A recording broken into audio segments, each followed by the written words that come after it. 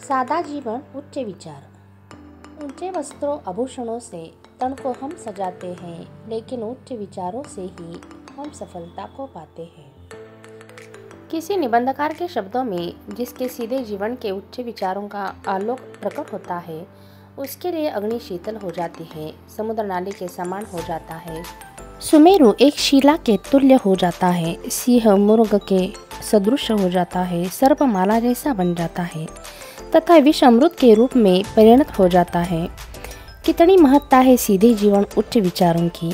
आज तक कितने ही महान व्यक्तियों ने अपने सीधे जीवन और विचारों के बल पर आसमान को झुकाया है, पूरे जीव लोक को प्रभावित किया है। अनुशासन, स्वावलंबन, सत्संगति, स्वदेश प्रेम, कर्तव्य पालन, परिश्रम जैसे कितने ही पहलुओं का निखार हम पर चढ़ाया है। इस विषय में उदाहरण देते हुए अभिमान होता है कि बाबा अम्पे जी ने कुष्ठ रोगियों की दुर्लक्षित पीड़ित लोगों की सेवा करके अपने जीवन का आनंद पाया है।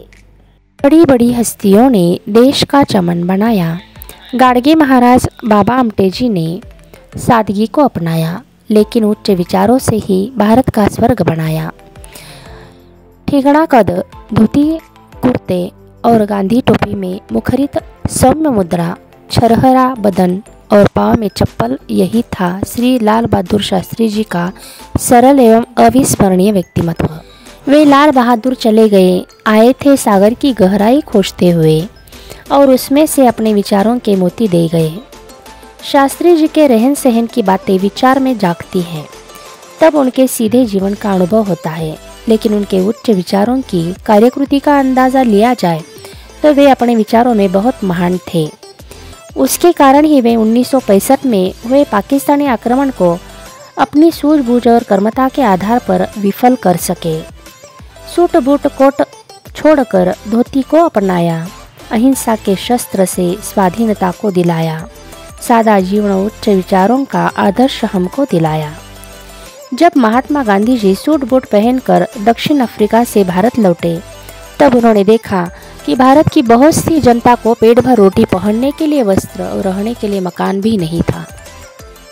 यह देखकर उनका मन अस्वस्थ हुआ और उसी वक्त उन्होंने अपना ऐशो आरामी जीवन त्याग कर सीधा जीवन अपनाकर अपनी उच्च विचारधारा से जनता को प्रभावित किया।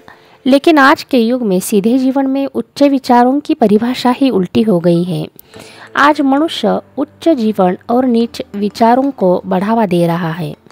आज पैसा, घर, गाड़ी यही सुख की व्याख्या हो गई है। इन्हीं चीज़ों में मनुष्य अपना सुख खोज रहा है। पैसा, बंगला, गाड़ी, इनमें ही नहीं सुख सारा। सादा जीवन उच्च विचार, यही है जीवन की स्वर्णधारा, यही है जीवन की स्वर्णधारा। आज की पीढ़ी उपभोक्तावाद की संस्कृति का अवलंबन कर रही है। हमारा देश पाश्चात्य सभ्यता की नकल कर रहा है।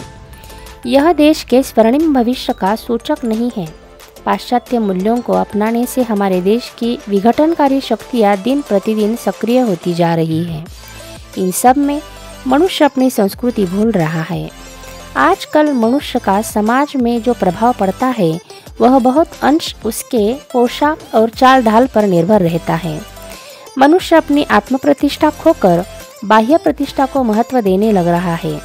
लेकिन अगर मनुष्य को अपना उज्जवल भविष्यकाल देखना है, तो उसे यह दिखावे की संस्कृति बदलकर अपने सादे जीवन उच्च विचारों को बढ़ावा देना चाहिए।